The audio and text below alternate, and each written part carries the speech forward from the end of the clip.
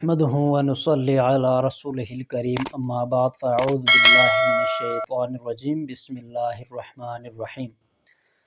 اگر کوئی شخص غصے کی بیماری کے اندر مبتلا ہے، مطلب اس کو بہت زیادہ غصہ جو ہے وہ چڑھ جاتا ہو، بہت چھوٹی چھوٹی باتوں کے اوپر جسے غصہ آتا ہو، اور وہ چاہتا ہے کہ اس کی جو غصے کی جو حالت ہے یہ ختم ہو جائے، اسے غصہ آنا جو ہے یہ بند ہو جائے، چونکہ غصہ جو ہے یہ شیطان کی طرف سے ہوتا ہے۔ اکثر اس کی وجہ سے حالات جو ہے وہ خراب ہو جاتے ہیں، معاملات زندگی جو ہے وہ متاثر ہو جاتی ہے، اور غصے کی حالت میں اٹھائے گئے اقدام جو ہے یہ انتہائی ہیبت ناک بھی ہوتے ہیں، اور ان کا جو پس پشت مطلب ان کے جو احوال ہوتے ہیں وہ بہت زیادہ بھیانک ہوتے ہیں، اور غصے کے اندر جو کہے گئے الفاظ ہوتے ہیں اس کے اوپر انسان صرف شرمندہ ہو سکتا ہے، پشیمان ہو سکتا ہے، لیکن اور اس کا کوئی علاج نہیں ہے۔ لہٰذا اس سے حتی الامکان اپنے آپ کو بچانے کی ضرورت ہے، تو اپنے آپ کو قابو میں رکھنے کی ضرورت ہے۔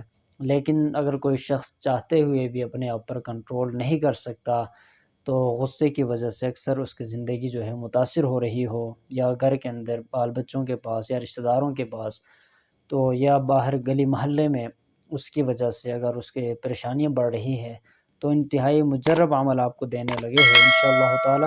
مختصر درود شریف ہے، آپ اس کا ورد رکھیں، اس کو آپ کثرت سے پڑھا کریں، انشاءاللہ تعالی آپ کی یہ حالت جو ہے یہ دور ہو جائے گی۔ غصے کی جو حالت ہے، غصے کا جو آنا ہے، انشاءاللہ تعالی یہ بالکل ختم ہو جائے گا، یا پھر یہ ہے کہ بہت زیادہ کم ہو جائے گا۔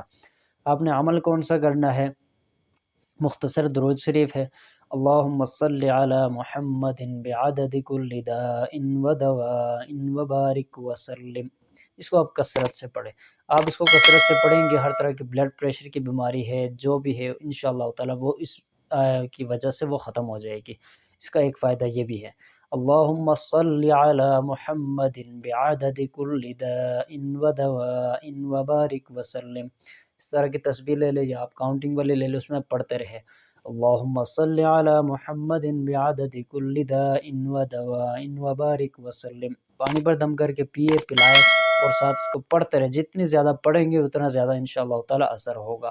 اس کے ساتھ ساتھ آپ اس چینل کو ضرور سبسکرائب کریں، تاکہ ہماری طرف سے ہم جو عمل بتاتے ہیں، وظائف بتاتے ہیں، وہ بر وقت آپ کو مل سکے۔ السلام علیکم ورحمۃ اللہ وبرکاتہ۔